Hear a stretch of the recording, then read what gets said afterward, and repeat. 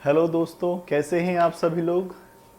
दोस्तों, हम लोग अभी तक चर्चा कर रहे थे बंगाल राज्य पे। आपने देखा कि बंगाल राज्य में किस तरीके से द्वैध शासन था, सारी व्यवस्थाएं थी, कैसे उसका समापन हुआ। और फिर हमने ये बताया था कि बंगाल के बाद जो है हम नए क्षेत्रीय राज्य के ऊपर चर्चा करेंगे। आज वो क्षेत्रीय राज्य जिसके ऊपर हमारी चर्चा होगी उसका नाम है मैसूर। मैसूर का आपने नाम बहुत सुना होगा, हैदर अली के वजह से, टीपू सुल्तान के वजह से। टीपू सुल्तान का आपको स्टेटमेंट भी याद आ रहा होगा कि टीपू सुल्तान ने कहा कि 100 दिन गीदड़ की अगर जिंदगी हो, उससे अच्छा है कि एक दिन शेर का जीवन मिले तो वो ज़्यादा अच्छा है। तो आज मैसूर राज्य के ऊपर चर्चा करते हैं। पहली चीज़ तो ये समझिए कि ये मैसूर राज्य जो है जिसकी चर्चा हम करेंगे कैसे बना। तो एक युद्ध हुआ था, तालीकोटा का युद्ध, जिसको राक्षस तांगड़ी का युद्ध भी कहते हैं। तो तालीकोटा का युद्ध हुआ। तालीकोटा या राक्षस तांगड़ी का युद्ध, ये जो युद्ध है आप इसमें देखोगे कि 1565 का युद्ध है ये। इस युद्ध में क्या हुआ कि आपको मैसूर राज्य की स्थापना की बात समझ में आएगी। इस युद्ध से विजयनगर साम्राज्य जो था वो खंड खंड हो गया, छिन्न भिन्न हो गया, क्योंकि जो दूसरी शक्तियां थीं जिसका विजयनगर से संघर्ष हो रहा था, बहमनी राज्य की, इन दोनों के मध्य संघर्ष हुआ, जिसमें संघर्ष में विजयनगर राज्य की हार हुई। और विजयनगर राज्य की जब हार हो गई तो उन्हीं के अवशेषों पर 1612 में आप देखोगे वेंकट सेकंड ने 1612 में वेंकट सेकंड ने वाडियार वंश की स्थापना किया। मतलब विजयनगर के अवशेषों पर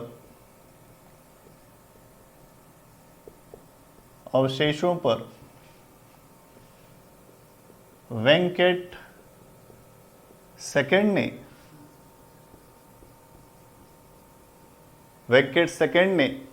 1612 में वाडियार वंश की स्थापना की। ठीक है, स्थापना किया। ये दो बात समझ में आई कि मैसूर राज्य कैसे जन्मा, हम उसके पीछे चर्चा कर रहे हैं। ये इतनी बात। इसके बाद क्या हुआ कि इसी वंश में एक शासक हुआ चिक्का कृष्ण राज। 18वीं शताब्दी में यहाँ मैसूर राज्य में ही चिक्का कृष्ण राज यहाँ का शासक हुआ, मैसूरों में, ये जो मैसूर राज्य में। और चिक्का कृष्ण राज के समय में ही दो व्यक्ति, नेंजराज और देवराज, ये दो व्यक्तियों के हाथ में शक्ति अत्यधिक केंद्रित हो गई। और शक्ति जब इनके हाथ में केंद्रित हो गई तो बाद में इन्हीं से शक्ति हासिल करके हैदर अली ने मैसूर पर अपना नियंत्रण स्थापित कर लिया। तो आप देखो कि यहां चिक्का कृष्णराज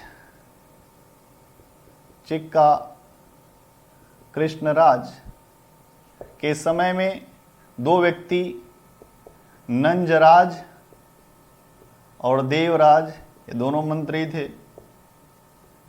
शक्ति इन्हीं के हाथ में केंद्रित थी। शक्ति का केंद्रीकरण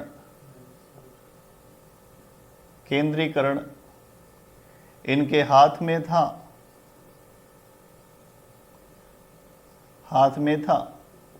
बाद में इनके पास से शक्ति हैदर अली के पास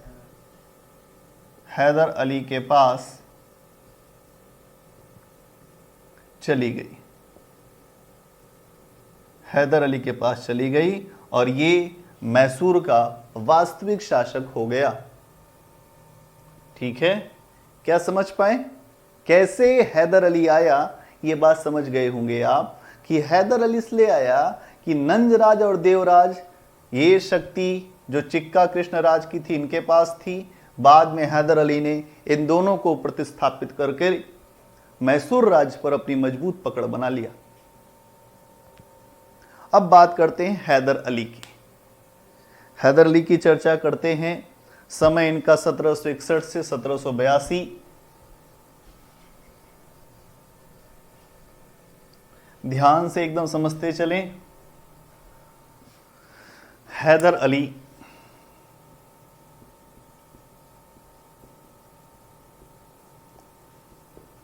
(1761 से 1782) का समय है। क्या हुआ हैदर अली के समय में?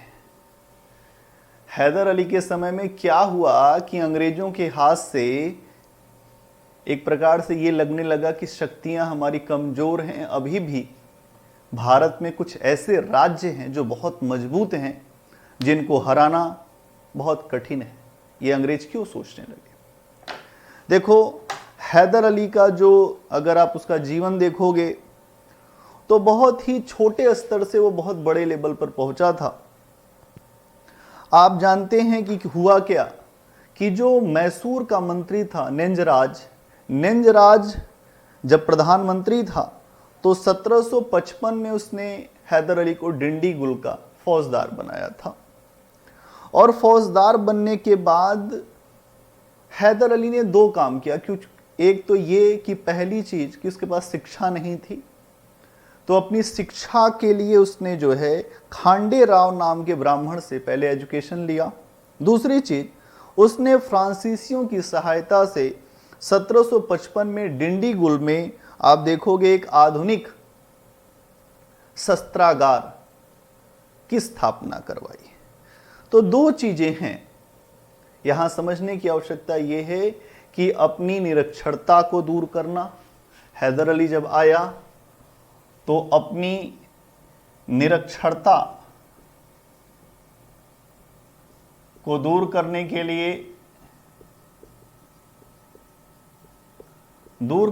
लिए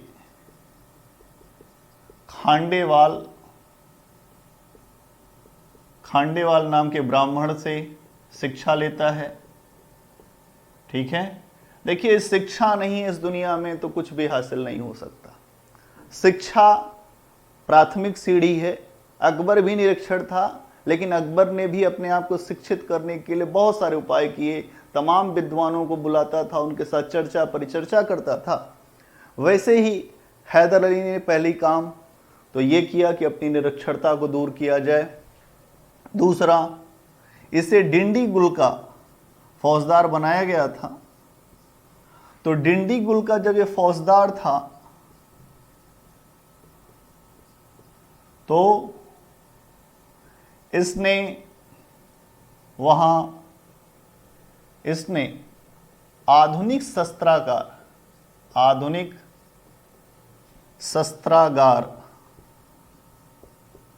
शस्त्रागार स्थापित करवाया। किसकी सहायता से? फ्रांसीसियों के सहयोग से। ओके, फ्रांसीसियों के सहयोग से इसने आधुनिक शस्त्रागार की स्थापना करवाई। ठीक है, तो यह बात समझना पड़ेगा कि कैसे हैदर अली धीरे धीरे कछुआ चाल से आगे बढ़ रहा है।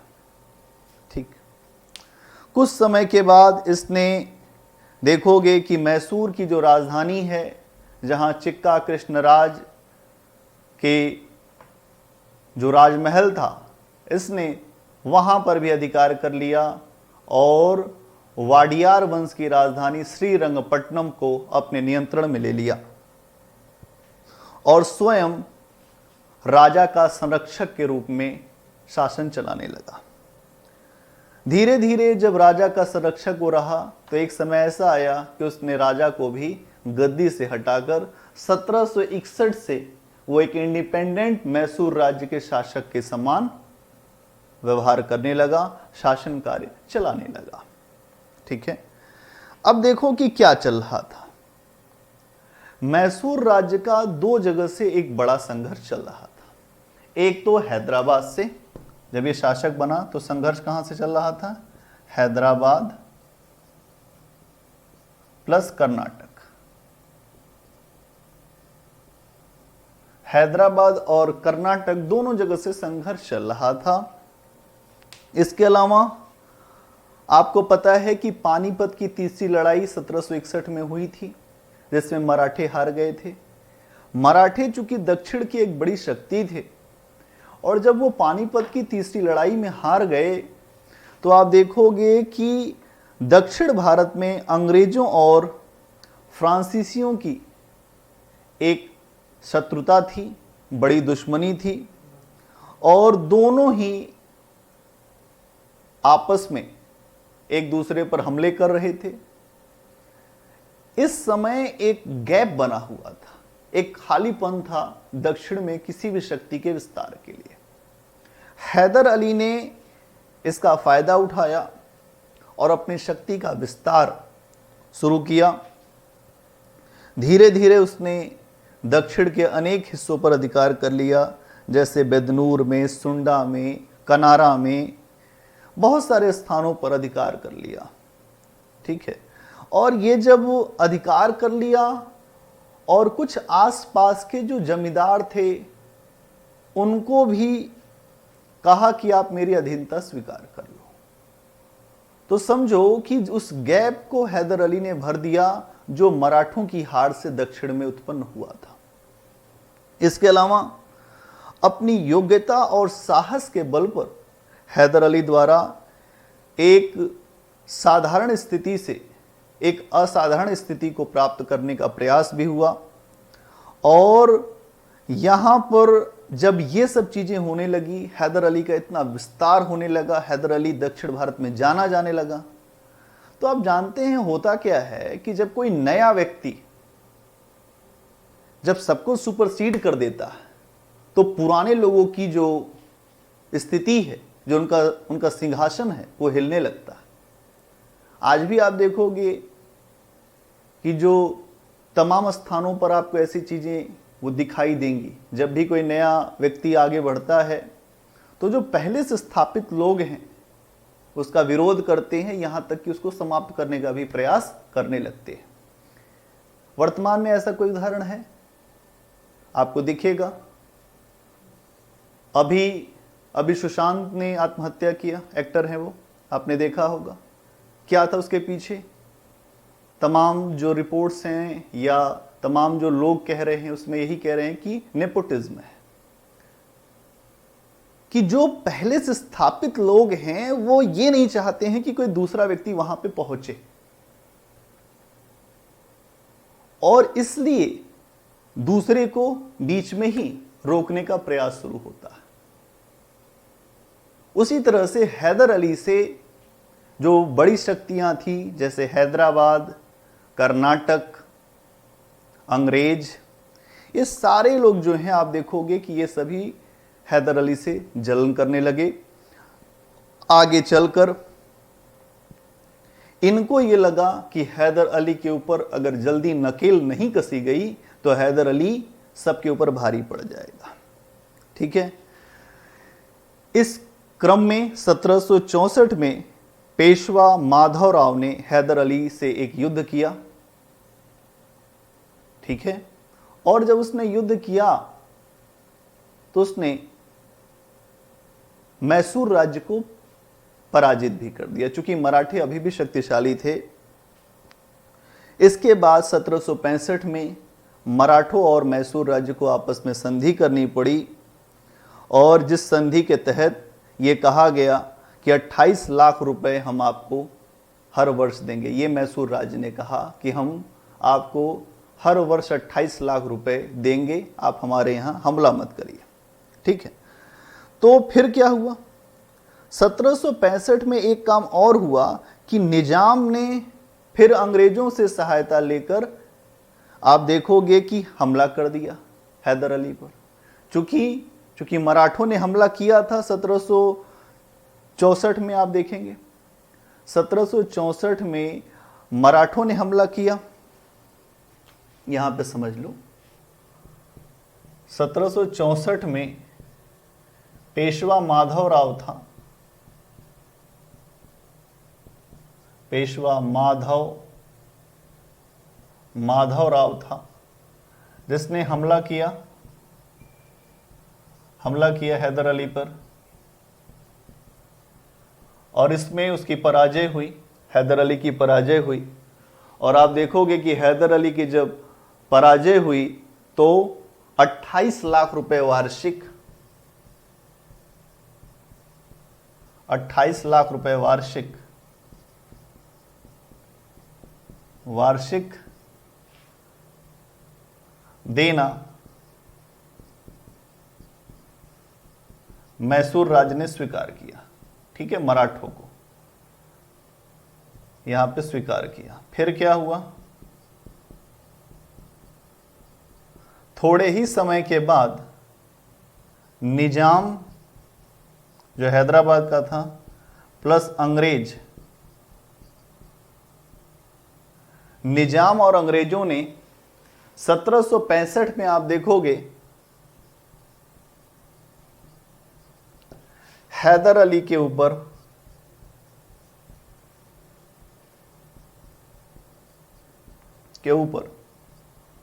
आक्रमण कर दिया। इतनी बातें मैंने आपको बताई, क्या समझ पा रहे हैं? इसके पहले की स्थिति क्या है कि हैदर अली बहुत सारे स्थानों की विजय कर रहा है, बहुत स्थानों की विजय। क्यों ऐसा हो पा रहा है? क्योंकि मराठे 1761 की पानीपत की लड़ाई में हार चुके थे। अंग्रेज और फ्रांसीसी आपस में संघर्षरत थे, और इससे एक गैप बना हुआ था, जिस गैप को हैदर अली ने भरा था। ठीक है, यह बात मैंने बताई थी। और अब क्या हुआ, निजाम और अंग्रेज जब साथ आए तो क्या हुआ? ठीक है, और बाद में आप देखोगे कि इसमें जब निजाम अंग्रेज साथ में युद्ध करने के लिए तैयार हुए तो थोड़े ही समय में यहां पर मराठा भी ऐड हो गए। मराठों ने बोला हम भी चलेंगे, मराठा भी शामिल हो गए। ठीक, आप जानते हैं क्यों हो रहा था? क्योंकि ये नई शक्ति उभर रही थी, इसको समाप्त कर दिया जाए, नहीं तो ये हमें समाप्त कर देगा।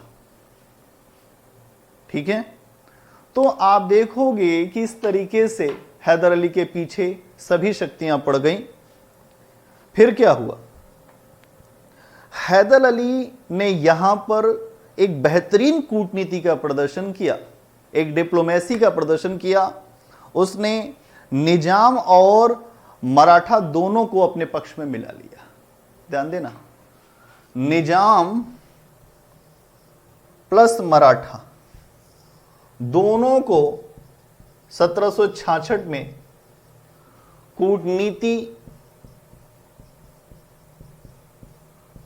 के द्वारा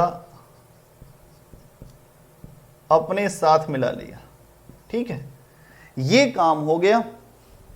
और जब अपने साथ मिला लिया तो अब केवल अंग्रेज ही थे जिससे उसको लोहा लेना था, जिससे उसको संघर्ष करना था। कौन शक्ति बचे? केवल अंग्रेज। क्या इतनी बात समझ में आई? और अब आप देखेंगे कि पहला आंग्ल मैसूर युद्ध कैसे होता है। पूरी बात पे कोई कंफ्यूजन नहीं होना चाहिए, मैंने क्लियर कट बता दिया है, एकदम ध्यान से समझ लेंगे।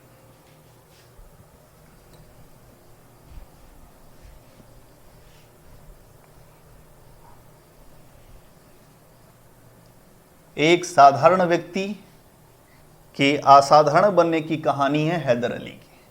बहुत साधारण, कुछ लोग कहते हैं अरे हमारे घर से कुछ नहीं मिला, हमारे घर बहुत समस्याएं हैं, बहुत गरीबी है, हम आगे नहीं बढ़ सकते। आगे बढ़ने के लिए मनोबल चाहिए, और वो मनोबल इतिहास के कुछ आपको ऐसे पात्र दिखाई देंगे जिन्होंने अपने मनोबल के सहारे ही एक बड़ा साम्राज्य, एक अपनी स्थितियां खड़ी की। हमेशा प्रेरणा ऐसे लोगों से लेना चाहिए। पहला आप देखोगे आग्ल मैसूर युद्ध। प्रथम आग्ल मैसूर युद्ध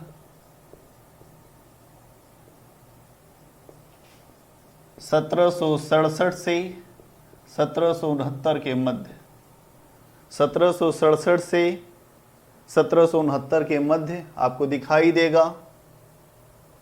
मैंने बताया था कि जो 1765 में संघर्ष होने वाला था, अब केवल अंग्रेज ही बचे थे, बाकी दोनों शक्तियां अलग हो चुकी थीं। चाहे वो हैदराबाद का निजाम हो, चाहे वो मराठे हो, दोनों को हैदर अली ने अपनी कूटनीति के माध्यम से अलग कर दिया था। तो यहाँ इस बात को समझने की जरूरत है। क्या होता है अब, पहले सुन लो, फिर उसके बाद हम फ्रेम कर देंगे। यहाँ क्या हुआ पहले युद्ध में। ये जो पहला आग्ल मैसूर युद्ध होता है, इसमें अंग्रेज और हैदर अली के बीच में होता है। अगर ये तीनों शक्तियां लड़ती तो फिर से हैदर अली हार जाता, लेकिन हैदर अली ने बुद्धिमत्ता, चतुराईपूर्ण निर्णय लिए। क्यों युद्ध हुआ, क्यों किसी शक्ति के बीच में युद्ध होता है, क्यों दो व्यक्तियों के बीच में प्रतिस्पर्धा जन्म लेती है, क्यों होता है? क्योंकि दोनों ही अपना विस्तार चाहते थे, दोनों ही अपना प्रभाव बढ़ाना चाहते थे, दोनों ही एक दूसरे को अपने लिए खतरा मानते थे। हैदर अली अंग्रेजों को खतरा मानता था, अंग्रेज हैदर अली को खतरा मानते थे। पहली बात तो ये। दूसरी बात, यहां देखोगे कि हैदर अली के खिलाफ लगातार साजिश हो रही थी, और जो उसके लिए बहुत पीड़ा वाला विषय था, जो असह्य था। किसी भी मजबूत शासक के लिए अगर आपको ये पता चल जाए कि आपको मारने का वो हो रहा है, आपके राज्य को समाप्त करने के लिए रणनीतियां बन रही हैं, तो आप क्या करेंगे? तो वही हैदर अली के सामने दूसरी बात थी। तीसरी बात, हैदर अली अंग्रेजों से एक प्रकार से दूरी रखना चाहता था, क्योंकि उसका आकर्षण फ्रांसीसी थे। आपको याद होगा कि 1755 में जब हैदर अली ने पहला शस्त्रागार जब स्थापित किया था, वो भी फ्रांसीसियों के सहयोग से, तो फ्रांसीसियों से ज्यादा अट्रैक्ट था, ना कि अंग्रेजों से। तीसरी बात, 1767 में हैदर अली ने कन्नड़ के तट पर जो अंग्रेजों का बेड़ा आया था, उसे समाप्त कर दिया था। अंग्रेजी बेड़े को समाप्त किया था, यह भी एक शत्रुता का कारण था। और इन सभी कारणों ने सम्मिलित होकर एक युद्ध की परिस्थितियां निर्मित कर दी। ठीक है, जिसका आपको दिखाई देगा कि पहला आग्ल मैसूर युद्ध शुरू हो गया। इसमें अंग्रेजों की जो सेना थी, उसकी लीडरशिप कर रहा था कर्नल स्मिथ, और यहां पर अंग्रेजों को पहले कुछ स्थानों पर सफलता मिली, जैसे चंगामा में, त्रिनोमली में। यहां अभी मैं बता दूंगा पूरी बात कि प्रारंभिक चरण में अंग्रेजों को सफलता मिली, परंतु हैदर अली ने आगे अंग्रेजों को अंदर आने दिया। उसके बाद चारों तरफ से अंग्रेजों को घेर लिया, और चारों तरफ से जब अंग्रेजों को घेर लिया तो अंग्रेज जो हैं विवश हो गए, और अंग्रेजों को हराकर मंगलौर पर अधिकार कर लिया, जो अंग्रेजों का एक केंद्र था। इसके बाद हैदर अली यहां तक नहीं रुकने वाला था। उसने मद्रास, जो इनका दूसरा बड़ा केंद्र था, दक्षिण का सबसे बड़ा केंद्र आप मान सकते हो, इसने मद्रास पर आक्रमण किया।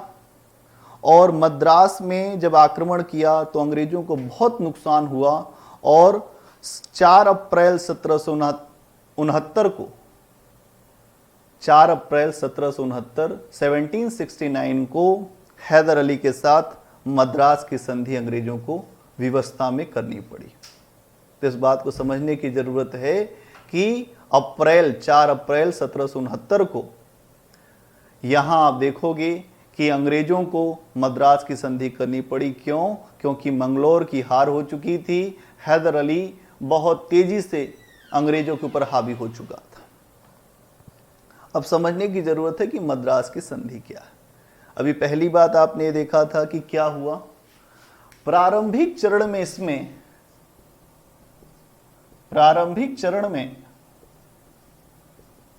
आप देखोगे कि कुछ स्थानों पर, जैसे प्रारंभिक चरण में आप देखोगे चंगमा और त्रिनोमली पर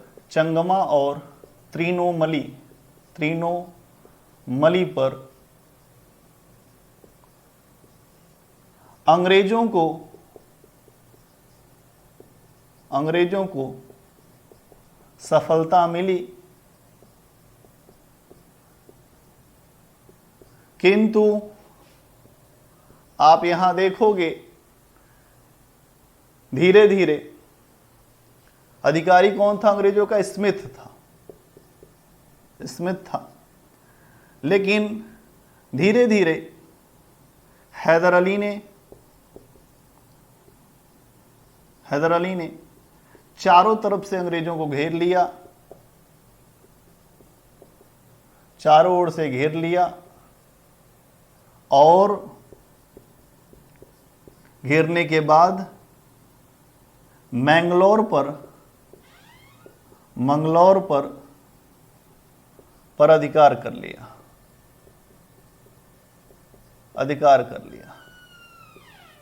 ठीक है। इस अधिकार के बाद वो मद्रास की तरफ बढ़ा, मद्रास की ओर बढ़ा। अंग्रेजों को यहां पर विवश होकर मद्रास की संधि 1769 में करनी पड़ी। क्यों? क्योंकि हैदर अली लगातार उनके ऊपर भारी पड़ रहा था। ठीक है, इतनी बातें। अब अगर यहां पे मद्रास की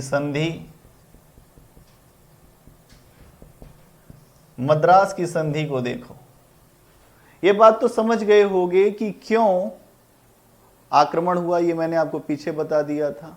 दोनों प्रभावों का विस्तार करना चाहते थे, दोनों ये चाहते थे कि आपस में वो षड्यंत्र रच रहे थे। तीसरी बात ये, हैदर अली जो है अंग्रेजों का प्रबल शत्रु था, फ्रांसीसियों का सहयोगी था, और हैदर अली ने कन्नड़ तट पे आए जो अंग्रेजी बेड़े को नष्ट भी किया था। तो यहां देखो मद्रास की संधि में क्या विषय है। पहली बात तो यह समझने की जरूरत है, इस संधि के अनुसार अंग्रेज और हैदर अली दोनों ने एक दूसरे के जीते हुए क्षेत्र वापस कर दिए। पहली बात तो यही है कि एक दूसरे के जीते हुए क्षेत्र वापस कर दिए। ठीक है, पहली चीज तो यही हुई कि एक दूसरे के जीते हुए क्षेत्र वापस कर दिए। दूसरी बात आप देखोगे कि यहां पर हैदर अली को युद्ध की क्षतिपूर्ति के रूप में बहुत सा धन मिला। यह हमेशा अंग्रेज लेते थे, लेकिन यहां पहली बार ऐसा आपको दिखाई देगा कि हैदर अली ने युद्ध के लिए अंग्रेजों से क्षतिपूर्ति लिया। ठीक है, और यह कहा कि एक दूसरे की सहायता की जाएगी। तो युद्ध के लिए हैदर अली को क्षतिपूर्ति मिली कि भाई युद्ध आपके वजह से शुरू हुआ। इसके अलावा एक दूसरे का सहयोग देने का वचन दिया गया। एक दूसरे का सहयोग का वायदा, एक दूसरे के सहयोग का वायदा किया गया कि हम एक दूसरे का सहयोग करेंगे, मिल के साथ रहेंगे। ठीक है, तो आप देखोगे कि यहां इससे क्या होता है, इससे हैदर अली जो है उसका डंका पूरे दक्षिण में, अंग्रेजों को हराना अपने आप में बहुत बड़ी बात थी। अंग्रेजों को क्यों हराया होगा ये बात समझिएगा, क्योंकि वो पूरी रणनीति यूरोपियों को समझता था कि यूरोपीय किस तरह से लड़ते थे, कैसा उनका तरीका होता था। हैदर अली उन बातों को समझता था, इसलिए हैदर अली ने अंग्रेजों को हरा दिया। फिर आप देखोगे फिर क्या होता है, धीरे धीरे इस संधि के प्रति जो है अंग्रेज जो है, आप जानते हैं कि किसी भी संधि के प्रति अंग्रेज भारत में निष्ठावान नहीं रहे। और 1771-72 में माधवराव जो पेशवा था मराठों का, मराठों ने फिर से आक्रमण कर दिया। यहां पर चूंकि ये सब चीजें हो गई तो 1769 की संधि, तो आप देखो 1771-72 में आक्रमण कर दिया, किसने कर दिया, आक्रमण कर दिया माधवराव ने। तो यहीं आगे कर दो, 1771-72 में माधवराव जो पेशवा है, माधवराव प्रथम, उसने आक्रमण कर दिया। ठीक है, आक्रमण कर दिया। आपको पता है कि आक्रमण के बाद क्या होगा, आक्रमण कर दिया और अंग्रेजों ने मद्रास की संधि में वचन दिया था कि हम एक दूसरे को सहयोग करेंगे, लेकिन अंग्रेज बहुत धूर्त थे, अंग्रेजों ने यहां पे सहयोग नहीं किया। और इस विश्वासघात को हैदर अली बर्दाश्त नहीं कर पाया। उसको लगा कि ये कैसा है मामला, किसी को वचन दिया तो पूरा करने की जरूरत होती है। तो इस विश्वासघात के कारण हैदर अली बहुत नाराज हुआ और उसने अंग्रेजों से मन ही मन बदला लेने के लिए एक विचार अपने अंदर रखा कि हम बदला लेंगे समय आने पर, सही समय आने पर सही माकूल जवाब दिया जाएगा। तो ये बात हो गई। अब यहां पर ये एक मामला बनता है दूसरे आंग्ल मैसूर युद्ध का। क्या बात समझ में आ रही है? अब बात करते हैं दूसरे आंग्ल मैसूर युद्ध की। ये पूरी बात समझ गए होंगे कि क्या क्या मामला था और क्यों पहला जो युद्ध लड़ा गया मद्रास की संधि के जो प्रावधान थे, उन प्रावधानों का अंग्रेजों ने सहयोग, उन प्रावधानों को नहीं माना। क्यों नहीं माना? जब 1771-72 में मराठा पेशवा माधवराव प्रथम ने आक्रमण किया तो उस आक्रमण के समय यहां मैसूर राज्य को हैदर अली को सहयोग नहीं दिया गया और इस विश्वासघात के कारण जो है हैदर अली अंग्रेजों से नाराज था। ठीक है, थोड़ा दिमाग तेज चलता रहेगा तो काम आसान हो जाएगा। अगर दिमाग तेज नहीं चलेगा तो समस्याएं बनी रहेंगी। हम रात दिन तथ्य पढ़ते हैं, फैक्ट पढ़ते हैं, लेकिन बातें अपने दिमाग में रखने का प्रयास नहीं करते हैं। अगर बात समझ में आ जाए कि नहीं कि क्यों स्थितियां ऐसे हुआ, किस तरीके से हमको चलना चाहिए, तो दूसरा मैसूर युद्ध आप देखोगे 1780 से 1784, द्वितीय मैसूर 1780 से 1784। क्या विषय है पहले इसे देख लेते हैं, क्या विषय है। देखो ये बताया था मैंने कि हैदर अली नाराज था अंग्रेजों से क्योंकि उन्होंने सहायता नहीं दी थी माधवराव के खिलाफ 71-72 में। फिर इसके बाद दूसरी चीज ये है कि अंग्रेजों ने माहे, जो फ्रांसीसी बस्ती थी, माहे पर भी अधिकार कर लिया था जो मैसूर राज्य के अंतर्गत था। पहली चीज तो यहां ये देखो कि क्या था कारण, मद्रास की संधि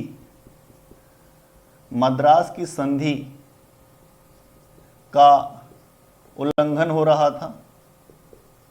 पहली चीज तो ये है, माहे जो फ्रांसीसी बस्ती थी और मैसूर राज्य के अंतर्गत थी।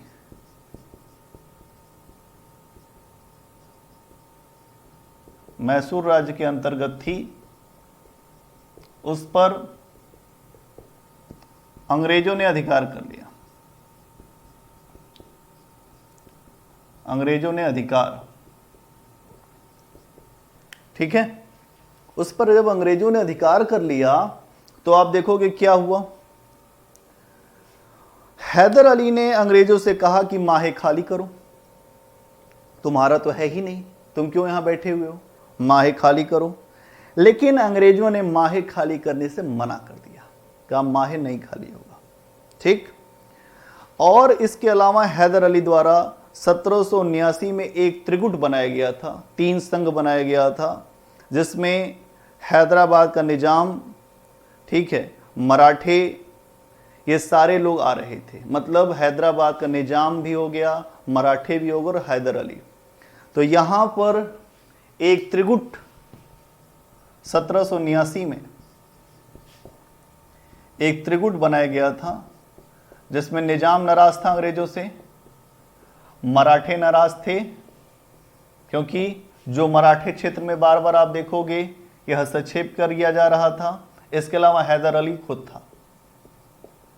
इससे भी अंग्रेज जो हैं वो खफा थे और उनको ये लग रहा था कि अगर जल्दी नहीं इसका समाधान निकाला गया तो दक्षिण की समस्या कहीं बड़ी समस्या ना हो जाए, ठीक है। तो इन परिस्थितियों से तीनों शक्तियां जो हैं आपस में मिलकर एक संयुक्त मोर्चा का निर्माण करना चाहती हैं और अंग्रेजों को बाहर निकालने का प्रयास भी था, ठीक है। और आप देखोगे कि इन सभी कारणों ने दूसरे आंग्ल मैसूर युद्ध को जन्म दिया। क्या हुआ अब आगे? 1780 में जब युद्ध की शुरुआत हुई तो हैदर अली एक बड़ी सेना, एक विशाल सेना लेकर वो चला कर्नाटक के नवाब की तरफ। हैदर अली ने एक विशाल सेना लेकर कर्नाटक के नवाब के ऊपर आक्रमण कर दिया और देखते ही देखते पूरे कर्नाटक को अपने नियंत्रण में कर लिया। कर्नाटक का नवाब जो है वो अंग्रेजों का पिछुलग्गू था। वो भागकर मद्रास पहुंचा और जब यह समाचार मद्रास की ओर पहुंचा तो उन्होंने हैदर अली के खिलाफ युद्ध की घोषणा कर दी। तो यहां युद्ध की शुरुआत किसने किया? हैदर अली ने स्वयं किया, क्योंकि उसको पता चल गया था अगर मैं नहीं शुरू करूंगा तो ये शुरू कर देंगे। तो हैदर अली ने कर्नाटक राज्य पर जब हमला किया तो दूसरा जो आंग्ल मैसूर युद्ध है वो शुरू होता है। तो कर्नाटक के ऊपर आक्रमण, यहां पे ये बात समझना है, कर्नाटक के ऊपर आक्रमण शुरू हुआ और उस आक्रमण के बाद जो है दूसरा आंग्ल मैसूर युद्ध शुरू हो गया। इस आक्रमण में आपको पता है कि क्या होता है, कर्नाटक का पूरा इलाका हैदर अली के नियंत्रण में आ जाता है और उसके बाद वहां का नवाब भाग जाता है मद्रास। और जब मद्रास पहुंचता है तो वहां पर एक सेना मद्रास के से एक सेना अंग्रेजों की भेजी जाती है हैदर अली के खिलाफ, जो हेक्टर मुनरो है। हेक्टर मुनरो की अध्यक्षता में एक सेना मद्रास से, दूसरी सेना भेजी जाती है कर्नल बेली की। तो हेक्टर मुनरो और कर्नल बेली वो गुट्टूर से था और ये मद्रास से था। हैदर अली ने बेली को पराजित करके भगा दिया कि बेली की हिम्मत ही नहीं पड़ रही थी कि हैदर अली से किस प्रकार युद्ध किया जाए, तो वो भाग गया। और फिर जब ये बात मुनरो को सुनाई दी, जो वहां पे गवर्नर था, जब ये बात मुनरो को पता चली तो मुनरो भी मद्रास की ओर भाग गया, ठीक है। बेली की पराजय की खबर सुन के बहुत सारे अंग्रेज अधिकारियों में भय फैल गया और सभी भागने लगे। और जब ये बात बंगाल पहुंची, क्योंकि बंगाल में इनकी स्थिति बहुत मजबूत थी, आपको पता है, वहां वारेन हेस्टिंग था, पुनः वापस आ चुका था 1765 में। वारेन हेस्टिंग था और वारेन हेस्टिंग, यहां पे अभी मैंने बताया कि वारेन हेस्टिंग बंगाल में था। रॉबर्ट जो क्लाइव था वो 1765 में वापस आया था। तो यहां पे थोड़ा सा सुधार लीजिएगा कि रॉबर्ट जो क्लाइव था वो आया था। तत्कालीन समय में जब ये युद्ध लड़ा जा रहा था बंगाल में, उस समय वारेन हेस्टिंग वहां पर वो गवर्नर जनरल था। तो वारेन हेस्टिंग को जब ये सूचना मिली कि मद्रास में ऐसा ऐसा हो रहा है, ये सारी चीज़ें हो रही हैं, तो वारेन हेस्टिंग ने सर आयर कूट को भेजा हैदर अली के खिलाफ कि आप जाके युद्ध करो हैदर अली से। फिर हैदर अली को 1781 में पार्टोनोवा और पीलीलोर के युद्धों में पराजित किया गया। तो यहां समझने की जरूरत है कि दो युद्ध हुए, पार्टोनोवा और पीलीलोर। यहीं पे समझ लो कि 1781 में पार्टोनोवा और पीलीलोर के युद्ध में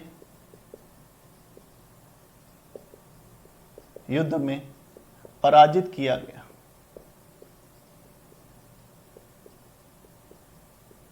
ठीक है, पराजित किया गया।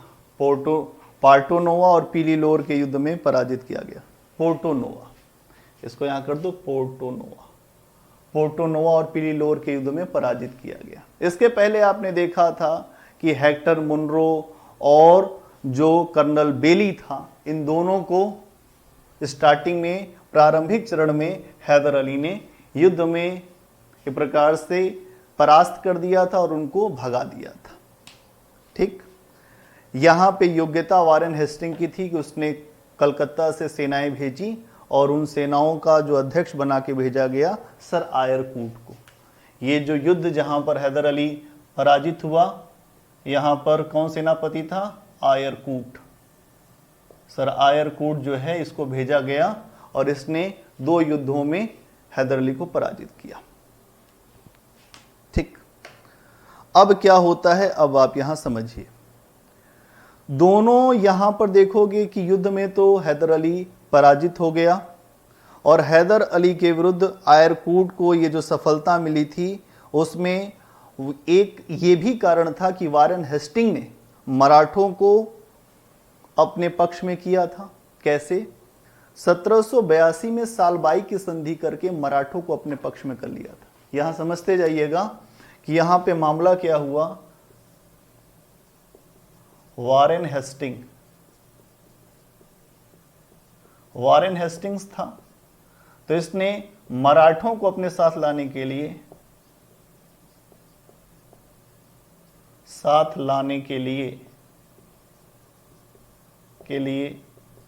सालबाई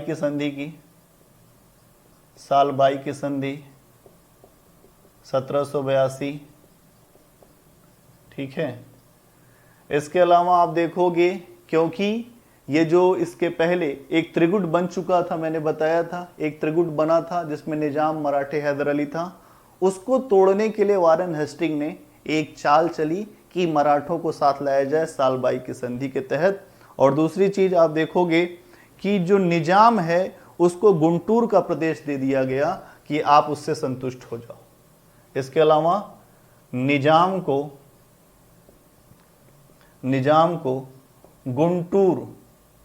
गुंटूर का प्रदेश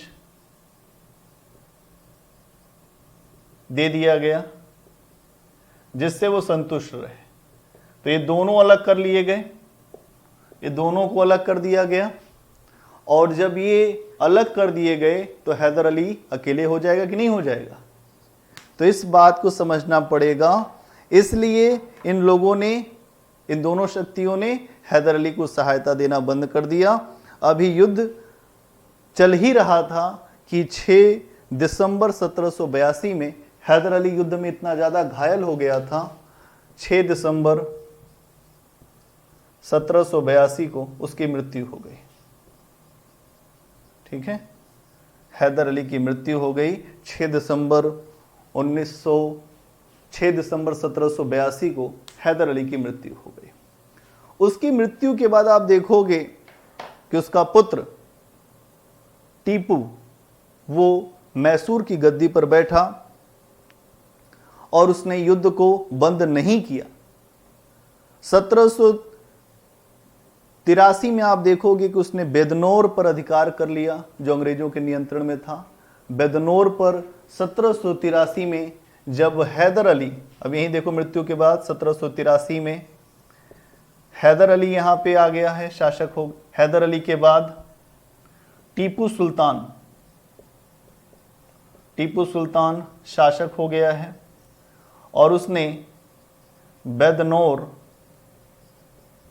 पर अधिकार कर लिया। युद्ध नहीं बंद किया, जो युद्ध चल रहा था उसको स्टार्ट रखा। अपने पिता की मृत्यु के बाद भी युद्ध चलता रहा और बाद में वो मैंगलोर का घेरा डालने के लिए आगे बढ़ रहा था, जो अंग्रेजों की बस्ती थी या अंग्रेजों का इलाका था। अंग्रेजों ने उसके बाद दक्षिण पश्चिम से मैसूर राज्य पर आक्रमण कर दिया और उसके आक्रमण के बाद अंग्रेजों के पालघाट, कोयम्बटूर, बहुत सारे स्थानों पर मैसूर के अधिकार हो गया अंग्रेजों का। मजबूरन टीपू को मंगलौर की संधि करनी पड़ी। तो आप देखोगे यहीं पर दक्षिण पश्चिमी